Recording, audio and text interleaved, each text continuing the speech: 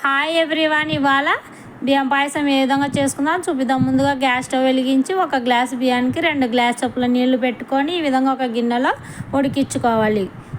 ఈ విధంగా ఉడికిన తర్వాత 2 టేబుల్ స్పూన్ల నెయ్యి వేసుకోవాలి.